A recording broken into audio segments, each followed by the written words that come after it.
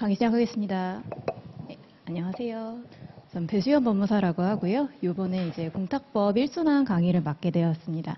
저희는 총 10회 동안 공탁법 관련해가지고 수업 진행해 드릴 거고, 지금 저희 1순환이 이제 민법이랑 민사집행법이랑 이제 부동산 등기법까지 지금 마무리해서 들으셨을 텐데, 공탁법은 이제 앞에 있는 세 과목보다는 조금 비중이 좀 적은 과목이에요.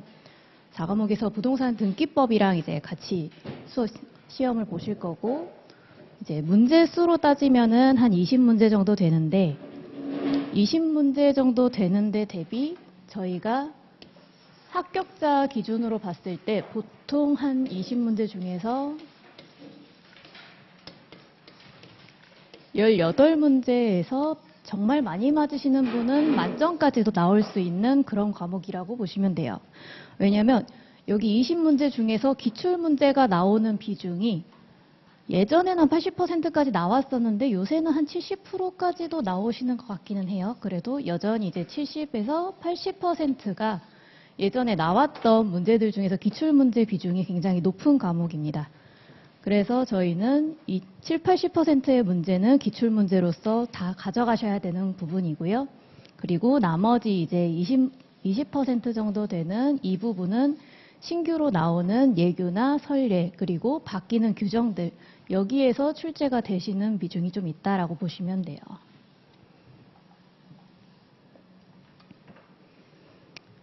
그래서 저희는 이제 공탁법은 아무래도 일반적인 과목, 다른 과목들에 비해서는 좀 이제 가성비가 좀 좋은 과목이다 보니까 공탁법을 공부를 하고 나서 이제 부동산 등기법에서 조금 약간 실수가 있더라도 공탁법에서 조금 점수를 많이 가져가셔서 합격에 지장이 없으시게끔 그렇게 해주시는 게 좋을 거라고 봅니다. 저희가 공탁법 들어가기 전에 저희 이제 목차 먼저 보면서 저희 각 목차별로 이제 비중이 얼마 정도 나오는지 먼저 설명을 드릴게요. 저희 목차 페이지 봐주시면 저희 1장 총론부터 시작을 하는데, 총론 부분에서 보면 공탁의 의의와 종류, 공탁물, 공탁소, 공탁 당사자, 그리고 이렇게까지가 1장입니다. 여기에서는 사실 공탁의 의의나 종류나 이런 부분에서는 잘 나오지는 않고요. 나온다고 하면은 이제 공탁 당사자 부분이나 공탁소 부분이 조금 나올 수 있습니다. 그래서 보통은 한 문제가 제일 많이 나오는데 조금 많이 나온다고 하면은 2문제까지도 나올 수가 있어요. 그리고 두 번째는 이제 두 번째 장으로 넘어가시면은 다음 페이지 공탁 절차 부분인데, 공탁 신청 절차부터 공탁의 성립, 그리고 공탁사항 변경, 공탁서 정정으로 들어갑니다. 제일 많이 나오는 부분은 이제 공탁서 정정 부분이 가장 많이 나오고요. 한 문제 정도 나온다라고 보시면 됩니다. 좀 더 많이 나온다고 하면은 이제 그 앞에 있는 대공탁이나 부속공탁, 담보물 변경 이 부분까지도 나오실 수 있어서 공탁 절차에서는 한 문제, 좀 많이 나오면 2문제까지 나온다고 보시면 되고요. 그 다음 페이지 제3장 공탁물 지급 절차 보실게요. 여기는 공탁물 지급 절차는 공탁물을 출급하고 회수하는 절차를 합쳐서 공탁물 지급 절차라고 얘기를 하는데, 공탁물 지급 절차 부분에 대해서는 이제 한 2문제에서 3문제 정도가 나옵니다. 공탁물의 출급과 회수를 어떻게 하는지에 대해서 설명하고 있고요. 그리고 이제 첨부서면으로는 무엇을 제출하는지, 첨부서면을 받은 공탁관이 이제 심사를 하고 공탁물을 지급하는 절차 등에 대해서 여기 설명하고 있습니다. 2-3문제 정도 나오니까 이 부분도 꼭 한번 봐주셔야 되는 부분이고, 다음 페이지 4장 변제공탁인데요. 여기서부터는 공탁 원인에 따른 구체적인 공탁 내용을 보시게 돼요. 그래서 4장 변제공탁 부분이 이제 여기서부터 공탁 원인에 대한 그런 절차 부분들이 이제 가장 공탁의 핵심이라고 보시면 됩니다. 변제공탁 부분에 대해서는 한 3문제 정도가 나오시는 게 일반적이시고, 많이 나오면은 4문제까지도 나오실 수 있는데, 나온다면은 저희가 변제공탁의 내용에 대해서 같이 나오실 거고요. 그리고 6절에 보면은 형사공탁의 특례, 아직 바뀐 지 얼마 안 된 부분이어서 작년 시험에도 기출이 됐었던 적이 있었거든요. 그래서 요번에도 이제 나온다고 하면 바뀐 부분에 대해서는 한 번 더 나오실 수 있다. 그렇게 봐주시면 되고, 5장에 있는 수용 보상금 공탁도 같이 나오실 수 있는 부분이라고 보시면 됩니다.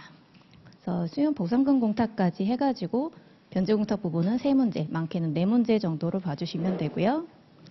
그 다음 페이지 보면은 6장의 담보 공탁 부분이 있습니다. 담보 공탁 부분은 사실 나오는 게 지금 재판상 담보 공탁과 영업 보증 공탁 그리고 납세 담보 공탁 이렇게 3가지 종류가 있는데 이 중에서 재판상 담보 공탁 부분이 나올 가능성이 높습니다. 영업 보증 공탁이나 납세 담보 공탁 같은 경우에는 잘 나오지는 않고요. 나온다고 하면은 정답률이 높지는 않으실 거예요. 주로 나온다고 하면 재판상 담보 공탁 부분이 나온다고 보시면 됩니다. 그래서 담보 공탁 부분도 1문제, 많게는 2문제 정도로 체크해 주시면 되고요. 제7장 집행 공탁 들어가 볼게요. 제7장 집행 공탁은 이제 공탁법을 공부하시는 분들이 조금 가장 많이 어려워하시는 부분인데 문제가 여기서 제일 많이 나옵니다. 이제 적게 나오면 3문제, 많게 나오면 5문제까지도 나올 수가 있고요. 집행공탁은 나중에 나오는 혼합공탁과도 같이 엮여져서 나올 수가 있어서 집행공탁 부분은 정말 공부를 좀 꼼꼼하게 해주셔야 나중에 시험 보시는데 좀 어려움을 겪지 않으실 것 같아요.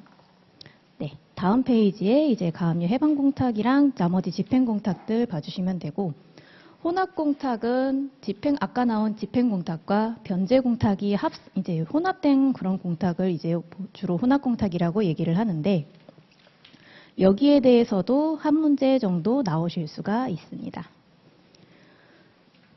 그래서 여기까지가 이제 공탁 원인에 따른 분류라고 보시면 되고요. 그 다음 이제 9장에 있는 보관공탁과 몰치공탁은 사실 잘 나오지는 않습니다. 비중이 크지 않아서 나온다고 하면은 1문제가 나올 수는 있지만 거의 나오지 않는 부분이라고 봐주시면 되고 한두 번 정도 읽고 넘어가 주시면 될 것 같습니다.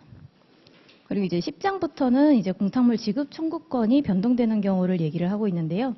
여기에서는 한 2-3문제 정도 나오실 수 있다라고 보시면 돼요. 그래서 10장 중에서 여기 2-3문제 정도 나오는데 그 중에 가장 중요한 부분은 저희 공탁관의 사유신고 부분입니다. 공탁관 사유신고하는 부분은 이제 1문제 정도는 꼭 나온다고 봐주시고 여기 부분은 꼼꼼하게 체크를 해주시는 게 좀 필요하실 거라고 봐요.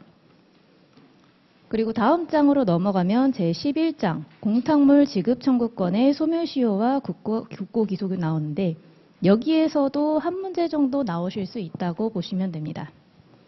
소멸시효 부분에서 1문제 정도 체크해 주시고요. 그 다음 12장 공탁관계서류의 열람 및 사실증명 그리고 이제 그 13장 공탁관의 처분에 대한 이의신청인데 이 12장과 13장은 잘 나오지는 않고 어쩌다가 1문제씩 나온다면 나올 수는 있습니다.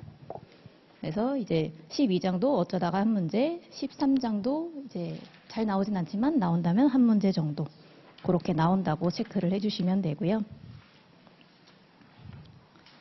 저희가 공탁 지금 처음 들어보시는 분들도 조금 있으실 것 같아서 공탁 관련해서 저희가 대략적인 절차 설명만 한번 해드리고 갈게요. 공탁은 뜻만 보면은 저희가 물품을 맡겨 놓는다라고 하는 내용이 되는데 공탁은 저희 신청하는 사람을 공탁자라고 얘기를 하고요. 공탁자가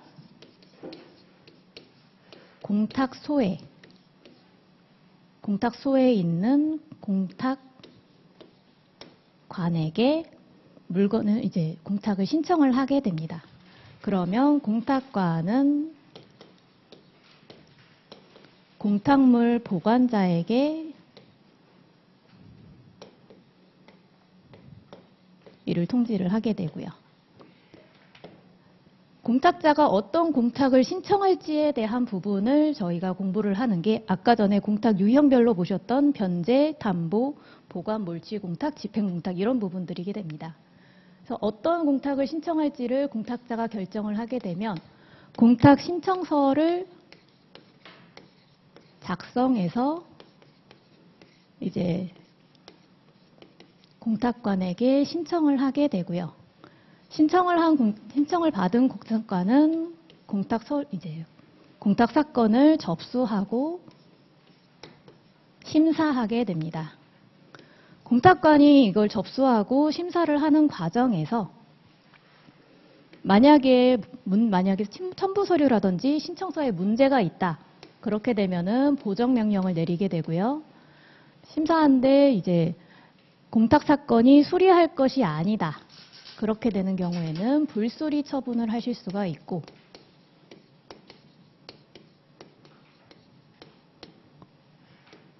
신청할 것이 아니어가지고 만약에 공탁자가 이걸 중간에 그만두겠다라고 하는 것을 취하라고 얘기를 합니다.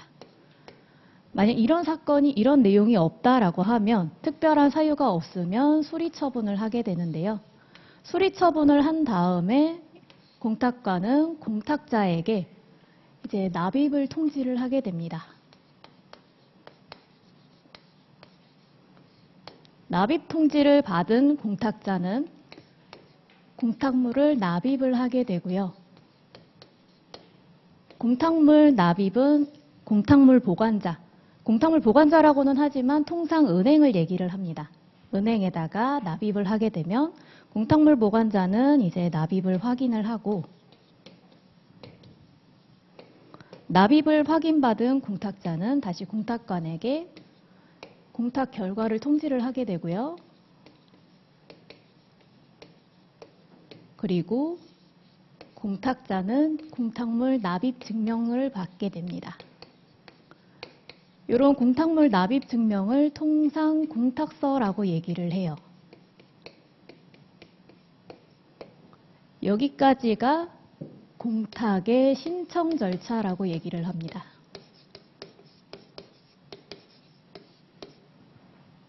그리고 신청 절차가 이렇게까지 딱 끝난 다음에는 공탁이 완료되었다라고 보는데, 공탁물이 완료된 다음에 남는 절차는 지급 절차가 남습니다. 지급 절차는 두 가지예요. 저희 출급 절차와 회수 절차라고 나뉘는데, 출급 절차는 공탁자가 받는 것이 아니라 공탁자가 누군가를 위해서 공탁을 한 거기 때문에 이 출급은 그 누군가, 받을 사람이 가져가는 것을 출급이라고 합니다. 이 받을 사람은 출급을 할 때 내가 이거를 받을 수 있는 사람이다라는 거를 증명을 해서 가져가게 되고, 그걸 증명하는 서류가 공탁물 출급 절차의 첨부 서류와 신청 서류라고 보시면 돼요. 그리고 회수 같은 경우에는 회수의 뜻이 줬다가 뺏는 거죠. 이걸 준 사람은 공탁자입니다. 공탁자가 금전이든 유가증권이든 물품이든 공탁물을 납입을 해놓고 그걸 다시 가져가는 거예요. 그래서 공탁자가 회수를 하게 됩니다. 보통 이거 회수 절차는 공탁자가 가져가게 되고, 출급 절차는 받을 사람, 저희가 통상 말하면 피공탁자라고 얘기를 합니다. 물론 유형에 따라서 피공탁자가 아니라 다른 사람이 받아갈 수도 있어서 이거는 그냥 참고용으로만 봐주시면 될 것 같아요. 그래서 전체적인 공탁 절차는 이렇게 나온다라고 보시면 되고, 전체적인 공탁 절차가 이렇게 되는데 공탁 유형별로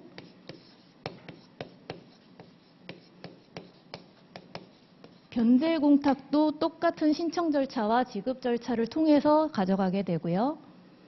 변제 공탁, 담보 공탁. 간혹 담보 공탁이랑 보증 공탁이랑 혼재돼서 사용하시는 경우가 있는데, 말은 똑같은 소리입니다. 저희 보증 공탁이나 담보 공탁이나 똑같은 공탁이라고 봐주시면 되고, 그냥 용어를 쓸 때 두 가지로 혼용해서 쓸 수 있다. 그 정도로 봐주시면 됩니다.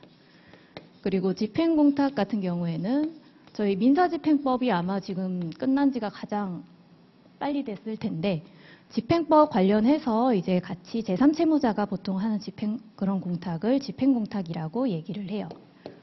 그리고 남은 거는 담보공탁이랑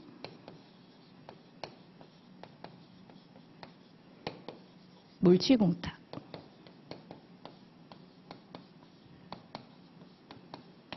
네, 유형은 크게 이렇게 5가지로 봐주시면 되고, 이 5가지 유형의 공탁이 각 저 신청 절차와 지급 절차를 거쳐서 진행이 되고 나중에 수리가 되고 지급이 된다라고 봐주시면 됩니다. 그래서 저희가 수업을 하는 데 있어서는 공탁을 하면서 이 공탁자가 누군지, 공탁관은 누가 될 수 있는지, 그리고 공탁물 보관자는 누가 될 수 있는지, 그리고 공탁의 각 유형별로 신청서를 어떻게 작성하고 접수하고 나중에 수리를 받았을 때 납입을 어떤 식으로 하고, 그리고 이 결과가 나온 다음에 그 지급을 출급하고 회수하는 데 있어서 누가 받아가고 누가 회수할 수 있는지, 이런 부분을 순차적으로 해서 안내를 드릴 거예요. 공탁물 기본적인 구조는 이 정도로 봐주시면 되고, 저희는 책으로 돌아가서 이제 1장 총론부터 보겠습니다. 1페이지 1장 총론 공탁의 의의 및 종류 보실게요. 자, 양가로 1번에 공탁의 개념 보시면, 공탁이란 공탁자가 법령에 따라서 금전, 유가증권, 기타 물품을 공탁소에 맡기고 일정한 자로 하여금 공탁물을 수령하도록 함으로써 일정한 목적을 달성하게 하는 제도라고 얘기를 합니다. 여기서 말하는 법령은 공탁 근거 법령이라고 얘기를 하는데, 공탁은 반드시 법령에 따라야 하고 당사자가 임의로 하실 수가 없어요. 여기서 법령에 따라야 한다라는 얘기는 저희가 공탁의 근거가 되는 변제든 담보든 집행이든 담보공탁이든 담보가 비둘기.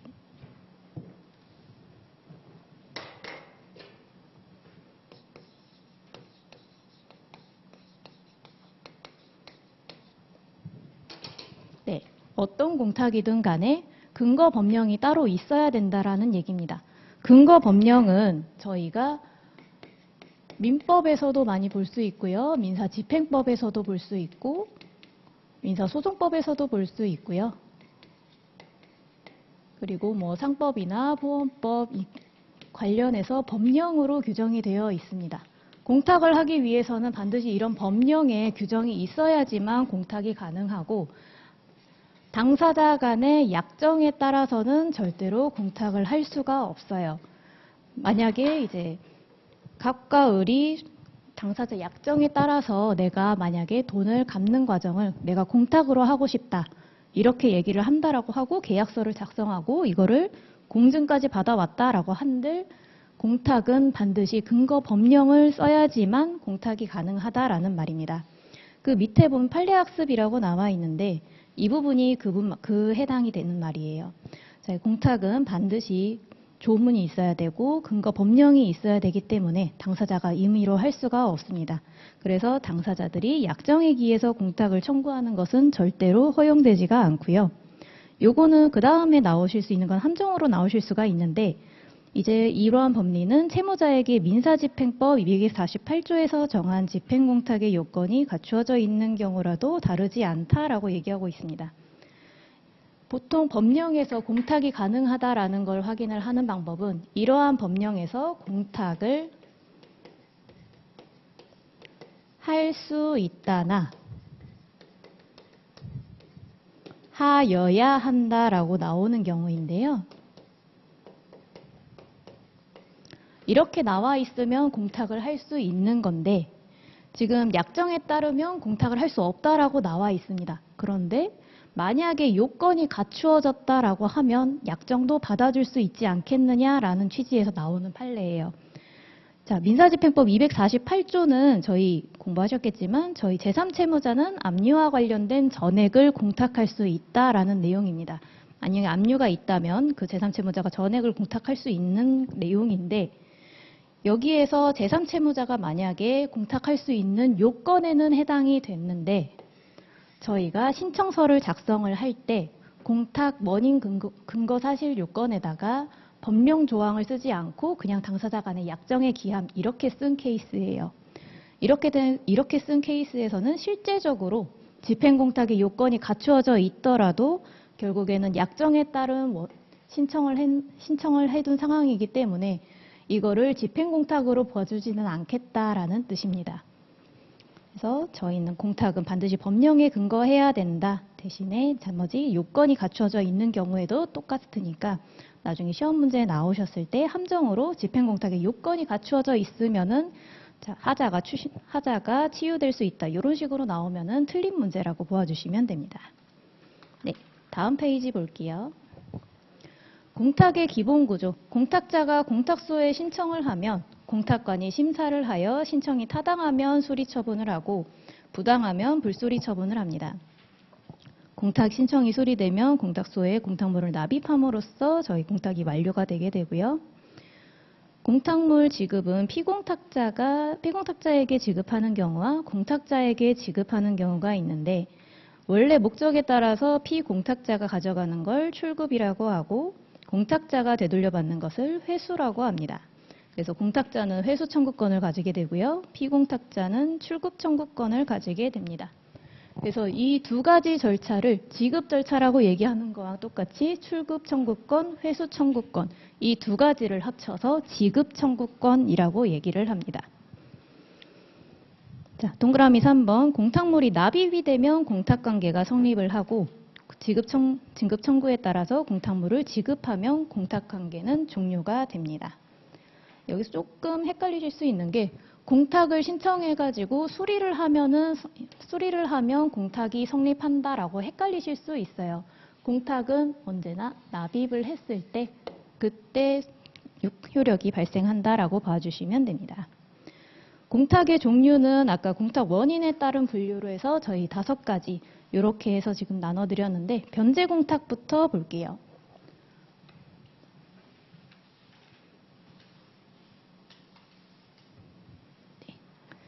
변제 공탁은 저희 금전이나 재산의 급부를 목적으로 하는 채무를 부담하는 채무자가 채권자 측에 존재하는 사유로 인해서 변제할 수 없거나 과실 없이 채권자가 누구인지를 알 수 없어서 변제할 수 없는 경우 채무의 목적물을 공탁함으로써 채무를 변제할 수 있는 제도를 말합니다.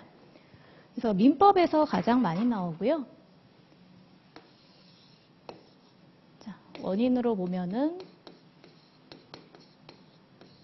채무자가 받지 않는 경우 수령 거절이고요. 채무자가 받을 수 없는 경우 수령 불능이고요. 채권자가 정확하게 누군지 모르는 경우 채권자 불확지가 되겠습니다. 이런 3가지 경우에 할 수 있는 공탁을 변제 공탁이라고 얘기를 하고요. 제일 대표적인 케이스가 수령 거절은 채권 금액에서 조금 이슈가 있는 경우 나는 채권자는 돈을 예를 들어서 내가 채무가 1,000만 원이라고 주장하는데 채무자 입장에서는 아니다 갚을 돈은 800만 원이다. 이렇게 해서 그러면 난 받지 않겠다라고 하는 경우 그런 경우가 있을 수 있고요. 수령 불능 같은 경우에는 요즘에 이제 임차인이 사망하는 경우 그래서 이제 상속인들을 알 수 없거나 이제 아예 임차인이 사망하는 바람에 사망을 하거나 아니면은 중간에 잠수를 타서 이제 채권자를 알 수가 없는 경우 그런 경우에 임대인이 보증금 반환을 할 때 변제 공탁을 하게 됩니다. 채권자 불확지 같은 경우에는 이제 채권 양도랑 같이 많이 나오는데요. 채권 양도는 이제 통지를 함으로써 효력이 발생을 하는데 이 통지가 정확하지 않아서 실제로 이 통지를 받은 채무자가 이 사람이 정말 양수를 받은 건지 아니면은 양도인이 여전히 채권자인지를 알 수 없을 때 그럴 때 진행하는 공탁이 채권자 불확지 공탁이라고 보시면 됩니다.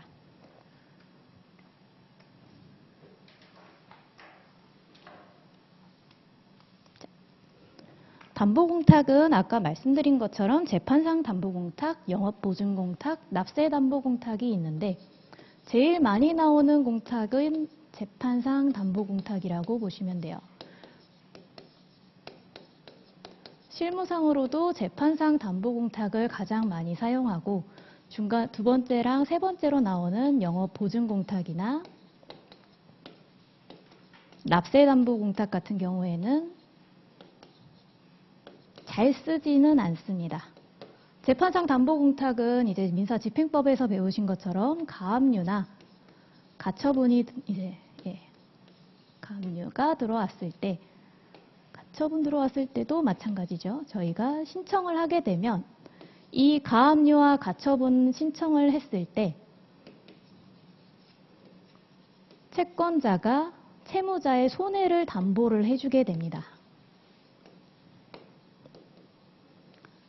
이 가압류와 가처분은 아직 저희가 본안에서 확정이 되거나 아니면 정당한 집행권한이 있지는 않지만 채무자가 본인의 재산을 빼돌릴 염려가 있어서 보전의 필요성이 있기 때문에 신청하는 것을 가압류나 가처분이라고 얘기를 하죠.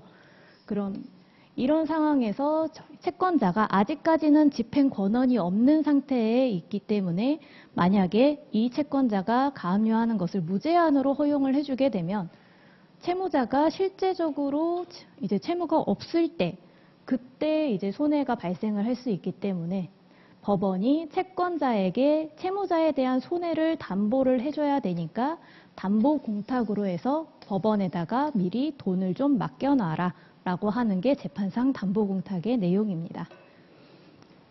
시험 문제에서도 저희는 재판상 처분으로 가압류, 가처분 이쪽이 가장 많이 나와요. 그리고 추가적으로 나온다라고 하면 강제집행의 정지를 위한 담보 공탁 정도가 되겠습니다. 그래서 이 부분이 가장 많이 나온다고 보시면 되고요. 영업보증공탁은 이제 영업거래로 발생할 피해자의 손해를 담보하기 위한 공탁이고, 납세담보공탁은 국세나 지방세 아니면 상속세, 증여세, 연부, 연납 시 담보를 하기 위한 공탁이라고 봐주시면 됩니다. 예, 국세나 지방세, 상속세, 증여세라고 해서 이제 돌아가신 다음에 세금이 많이 나왔는데 이 세금을 한꺼번에 낼 그런 돈이 없을 때 그때 조금 이제 나눠서 낼 수 있어요. 몇 년에 걸쳐서 나눠서 낼 수 있는데 그거를 국가가 무제한으로 허용을 해줄 수가 없으니 일부의 세금의 납부를 담보하기 위해서 얼마를 국가에다가 미리 공탁을 해두어라. 이런 내용을 담보공탁, 예, 납세담보공탁이라고 얘기를 합니다. 담보공탁은 이 정도로 봐주시면 되고요.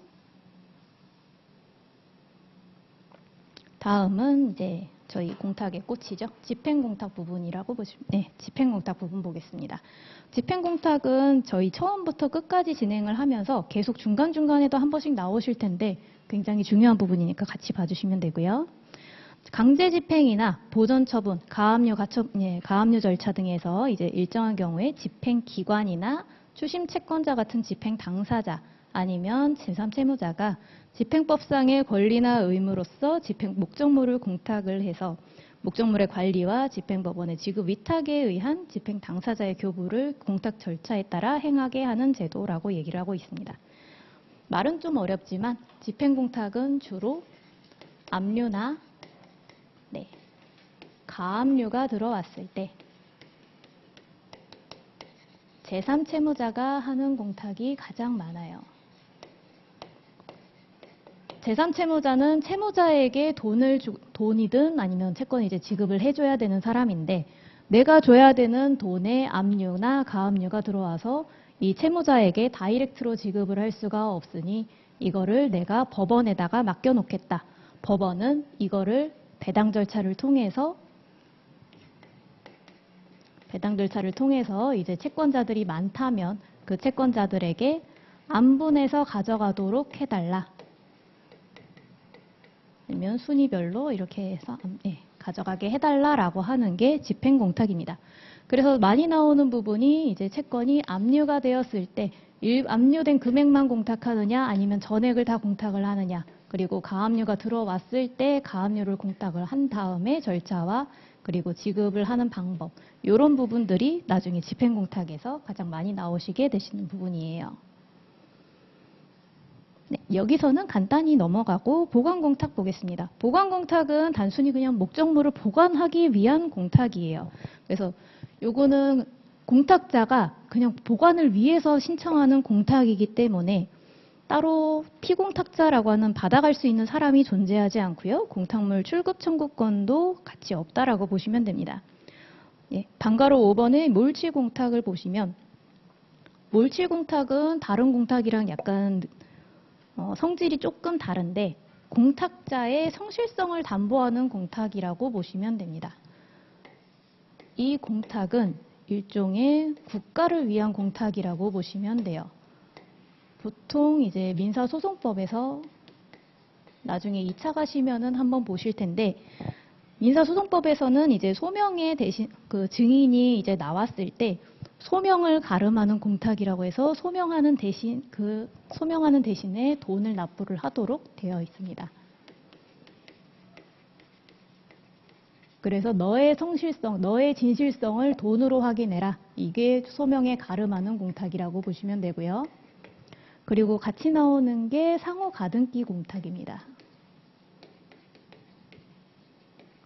아직 저희가 상법이랑 상업등기법 아직 시작 안 하신 걸로 알고 있어서 간단하게만 설명드리면, 상호 가등기 공탁은 저희가 회사를 설립할 때 같은 관할 내에는 하나의 상호만 사용하실 수가 있어요. 같은 동종업종이 아니라고, 동종업종이라고 하시면 하나의 상호만 사용을 할 수가 있는데, 그러다 보니까 이 상호를 선점을 하기 위해서 미리 등기소에다가 가등기를 해놓습니다.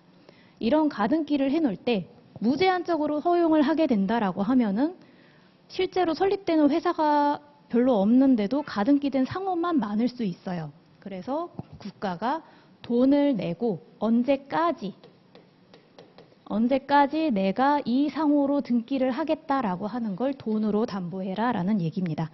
그래서 국가가 이제 공탁자의 성실성이나 진실성을 담보하는 기능을 수행하는 공탁으로 몰취공탁이라고 얘기를 해주시면 돼요. 그리고 이제 방가로 6번이 혼합공탁인데, 요거는 공탁을 2개 이상의 공탁을 합쳐서 공탁을 하는 걸 혼합공탁이라고 얘기를 합니다. 이런 혼합공탁이 가장 많이 나오는 유형이 변제공탁하고 집행공탁을 합쳤을 때 가장 많이 나옵니다. 실제로 문제에서도 변제공탁과 집행공탁을 합친 공탁을 혼합공탁의 문제로 많이 출제를 하고요. 제일 많이 나오는 케이스가 채권 양도에 대한 다툼이 있고, 그리고 이제 압류가 들어왔을 때, 채권 양도와 압류가 함께 들어왔을 때 이 부분에 대해서 제3채무자가 관련해서 내용을 모르거나 이런 경우에를 이제 혼합공탁을 하는 케이스라고 보아주시면 됩니다. 나중에 가면은 조금 더 디테일하게 배울 수가 있고요. 자, 양가로 2번의 공탁 목적물에 대한 분류를 보겠습니다. 공탁자가 신청서를 작성해서 납입을 하게 되는데, 납입을 하게 되는 이 공탁물을 유형에 따라서 3가지로 나눌 수가 있어요. 이 공탁물은 금전, 그리고 유가증권, 아니면 물품이라고 얘기를 합니다. 실무상 가장 많이 나오는 공탁물은 금전이에요. 거의 한 80~90%가 다 금전이라고 보아주시면 되고, 가끔 가다가 유가증권, 그리고 물품 이렇게 순서대로 공탁물이 많이 나온다라고 보아주시면 됩니다.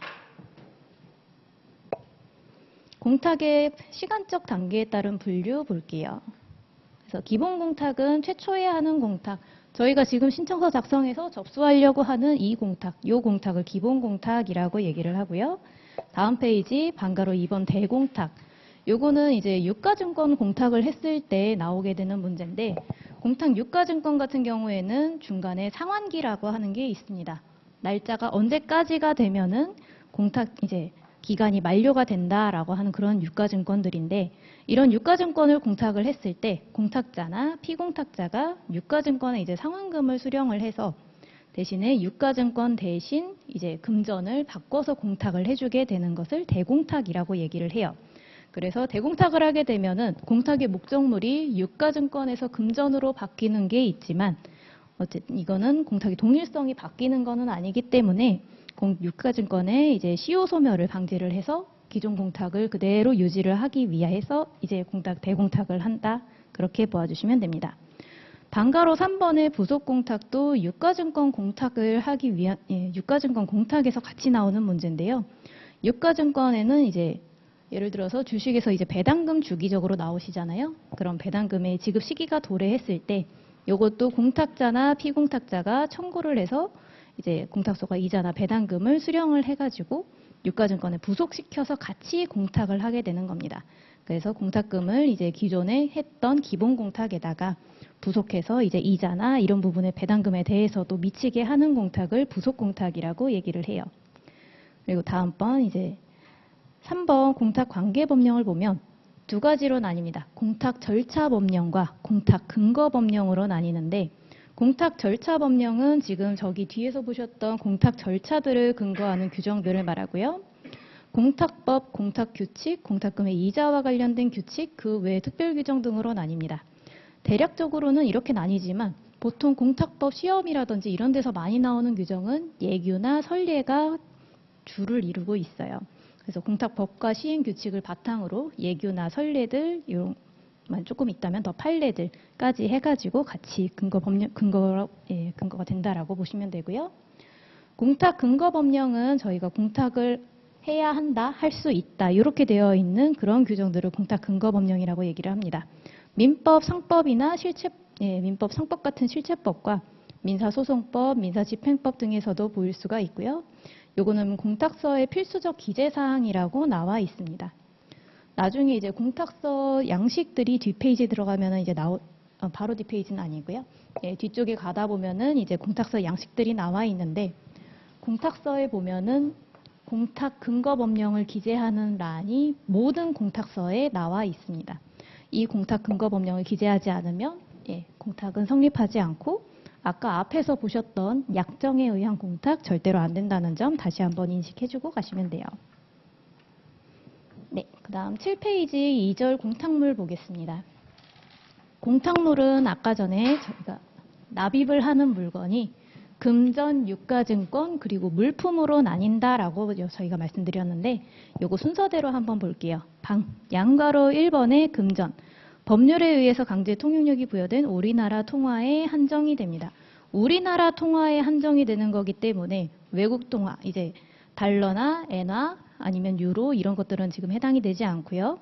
이런 것들을 항해된다라고 하면 외국 통화는 물품 공탁의 목적물이 됩니다. 2번은 이제 은행에서 발행한 자기압 수표. 요거는 사실상 현금으로 보기 때문에 수표가 통화로 교환된 금전을 공탁물로 보고 있습니다. 그리고 양가로 2번 유가증권인데요. 요거는 일종의 증권이라고 보시면 돼요. 그래서 행사를 하려면 이 증권을 가지고 있거나 아니면 제시를 해야 되는 그런 증권들을 말하고요. 약속어음이나 환어음, 그리고 이제 여기서 말하는 수표는 자기압 수표는 아니고요. 당좌 수표나 선일자 수표, 이런 특수한 수표들을 말하고 있습니다. 나중에 상법 가시면은 한 번 더 보시게 되시는 수표, 유가증권 부분들일 거예요. 그리고 중요한 부분은 이제 동그라미 2번하고 3번이 조금 중요한데, 금액의 표시가 없는 유가증권들이 있을 수 있어요. 이제 화물상환증이나 창고증권들을 이렇게 가리키는데, 이런 금액의 표시가 없는 유가증권도 공탁 목적물이 될 수도 있습니다.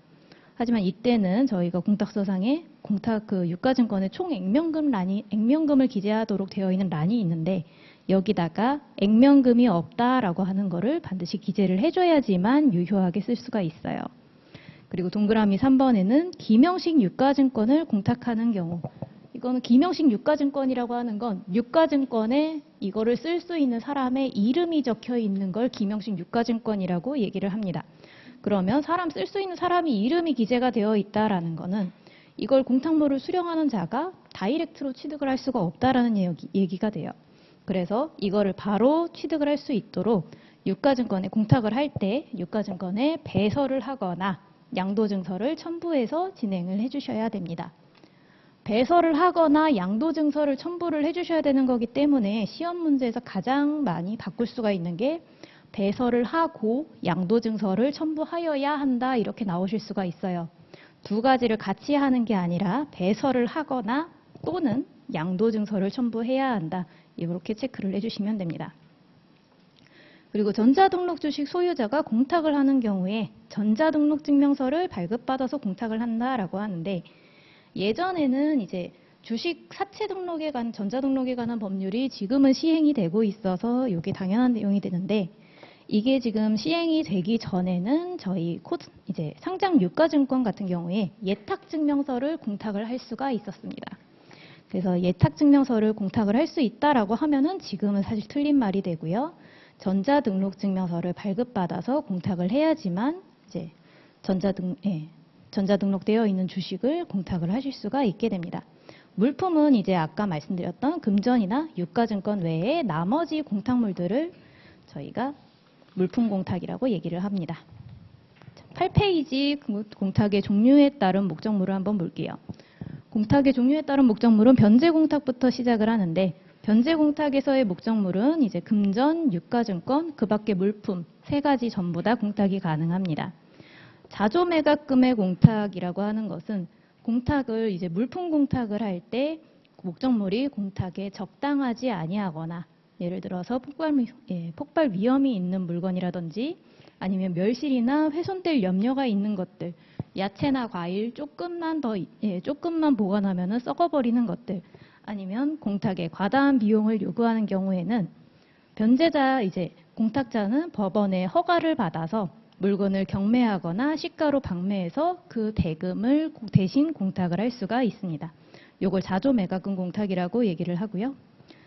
방과로 3번은 수용보상금 공탁. 수용보상금은 이제 토지를 수용을 할 때 이제 시행자가 이제 공탁을 해놓고 수용을 다시 이제 강제적으로 이제 토지를 취득하게 되는 그런 공탁을 얘기하는데 이 수용보상금의 공탁은 현금 공탁이 원칙이고 예외적으로만 시행자가 발행하는 채권으로 공탁을 하실 수가 있습니다. 방가로 4번 부동산 공탁. 부동산은 변제 공탁의 목적물이 될 수가 없고요. 이것도 가끔 시험에 나오시니까 한 번씩 체크를 해주셔야 될 것 같습니다. 그리고 양가로 2번에 담보공탁. 재판상담보공탁은 금전이나 유가증권 이렇게 해당이 되고요. 대신에 안정성이 없는 것은 적당하지 않다라고 보고 있기 때문에 유가증권을 신청을 할 때에는 환가가 용이하다라는 것을 따로 증명을 해주셔야 됩니다. 그리고 동그라미 2번에 납세담보공탁은 금전이나 유가증권으로 이제 구분이 되고 있고요. 영업보증공탁은 이제 규정들이 전부 다 달라서 각 보증공탁의 근거 법령에 따라서 정해진다고 보시면 됩니다. 양가로 3번의 집행공탁 보실게요. 9페이지 집행공탁 보시면 원칙적으로는 금전공탁이 원칙이고 예외적으로 이제 매각 허가 결정에 대한 항고를 할 때 그때는 이제 유가증권 공탁이 가능합니다.